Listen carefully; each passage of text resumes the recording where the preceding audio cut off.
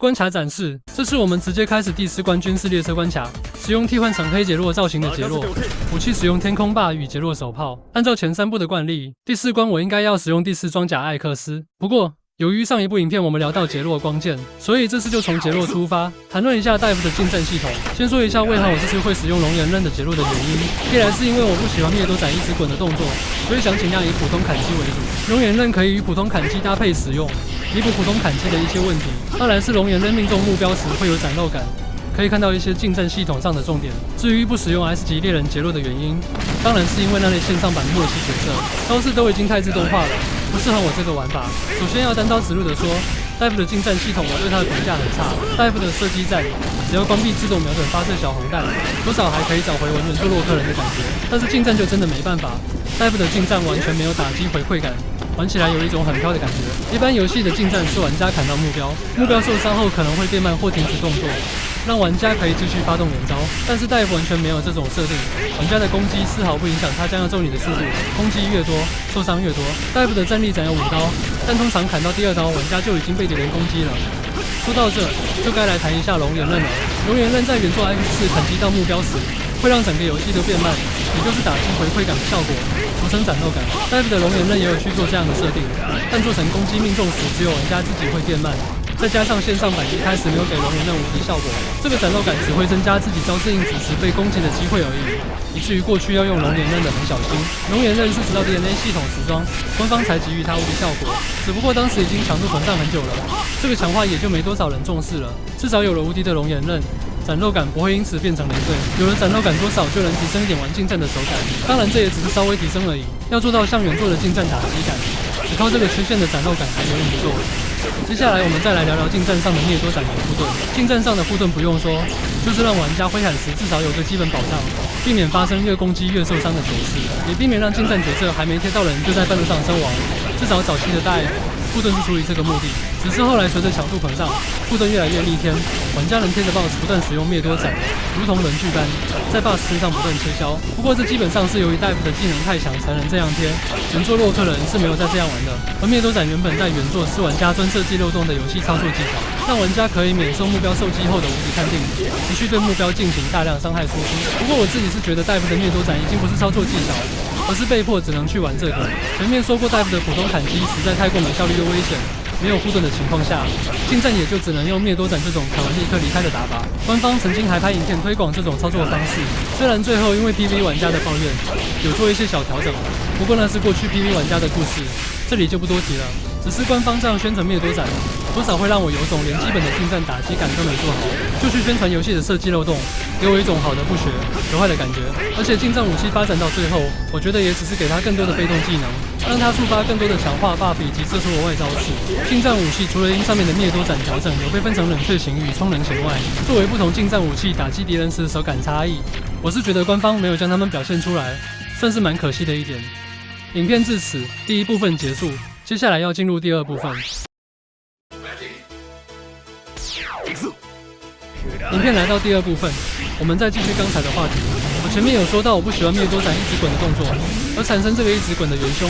追根究底就是这款在跳跃和冲刺时的斩击方式。空元斩最早是来自于洛克人 X4 中击败分身魔部所习得的空中斩击技，冲刺回旋斩则是来自于洛克人之路中的 Z 光剑升级招式，也有玩家把这招叫做土楼脚。这2招都是出自于原作的斩击技，但是在戴夫将他们一招两用的当成跳跃和冲刺的斩击来使用。由于战力斩风险高，通常不常用，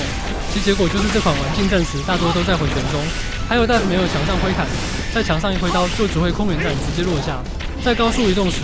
整个就像人就在场上滚动一样，滚到让人怀疑到底是在玩洛克人，还是在玩索尼克。我自己是觉得戴夫的近战武器只有站着的时候能看，真的移动起来就是各种滚。但是若真的要去改善这些东西，又太过涉及游戏的基础系统，要靠模组去做调整比较困难，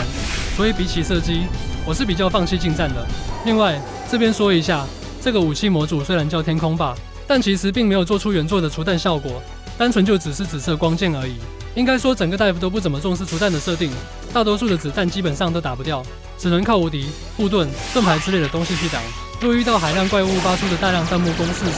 玩家无法去消除攻击，通常只能硬扛或闪躲，不快点清除画面上的敌人，安全空间就会越来越小。先讲到这，那我们回到观察画面上，注意看画面顶端，这边有出现位于非常高位置的敌人。这种敌人在自动瞄准时打下来没什么压力，但在关闭自动瞄准的情况下，即使要断跳也砍不到，要用蘑菇晶片增加挥砍范围才砍得到。从这边也看得出来 ，Dive 的敌人是以玩家开启自动瞄准的前提下去布置的，没有考虑过会有玩家关闭自动瞄准的情况，所以第一部影片才会说这个玩法比较适合无聊想去挑战自己的人去玩，因为有可能连能不能打到敌人都不知道，边打边聊，打到这边就已经是关卡最后一个战斗区域了。继续前进就要跟我们 X 系列做的老朋友见面。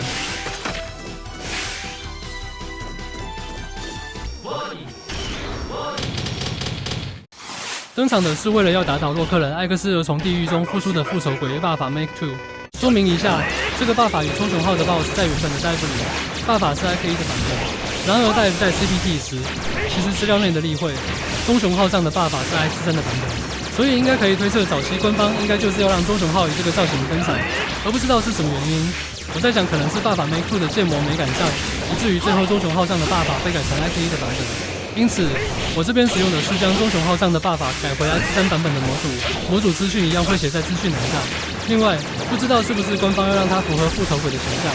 在线上版营运的前期，爸法与棕熊号有给玩家出场率很高的感觉。在当时第5章机场剧情、第7章中 BOSS 高速高路闪电战活动一路连续登场，被玩家堪称模范劳工。但若真要拼劳动力，后来出现的瓦杰利拉 FF 应该才是真正的劳动王。瓦杰利拉 FF 有2种 BOSS 形态。3年的圣诞节活动 BOSS 也全由他担任，看样子比起复仇鬼，还是圣诞老人比较忙碌。爸法 Make Two 也是一个我蛮喜欢玩的玩家角色，光是能驾驶棕熊号，就已经是其他角色没有的体验了。棕熊号有他专用的招式组合，也没有什么需要模组再去调整的东西，只差在驾机后的爸法 Make Two 要不要用 IK1 的爸法去改，把 Make Two 的招式做得更丰富些。但不管爸法 Make Two 的招式如何，还是比不上驾驶棕熊号来的好玩。说实在的，我蛮庆幸当初官方给爸爸 Make Two 的技能是召唤棕熊号。如果当初爸爸 Make Two 就只是做成 IK1 爸爸的招式升级版，那我就会觉得比较无趣了。这种召唤大型骑乘装甲技能的出现，在当时也让玩家一度对系列作中登场的其他大型的人物形态充满希望，像是爱丽丝的骑乘装甲及 Zero 系列4天王的武装形态都是玩家曾经期待的目标。只可惜属于这种类型的角色，到最后还是只有多龙的古斯塔夫及爸爸 Make Two 的棕熊号。还有就是关于Dive单机化后自行调整的玩法以及为何要调整的原因，到目前为止的影片已经讲得差不多了。重点其实就是使用原作武器，并且不要去使用Dive方便玩家的预设配置及武器技能，或是也可以加入一些原作的因素，限制使用并增添原作代入感，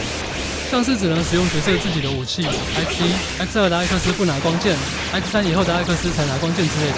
我现在如果有打开Dive，就是像这样，装备角色自己的手炮跟光刀，发射小防弹。用经典玩法去跑关。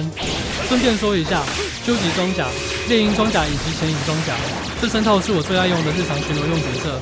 所以后面的影片我还是继续会用其他的艾克斯装甲把剩下的关卡跑完。而且官方还原在艾克斯装甲上的原作能力是最多的，每部影片都还能聊一下各装甲的特殊功能，会比其他只有技能上做变化的角色来的有东西聊。这次的关卡展示及游戏杂谈就到这里，下一部影片我会展示佛鲁提及手动瞄准功能，我们下一关再见。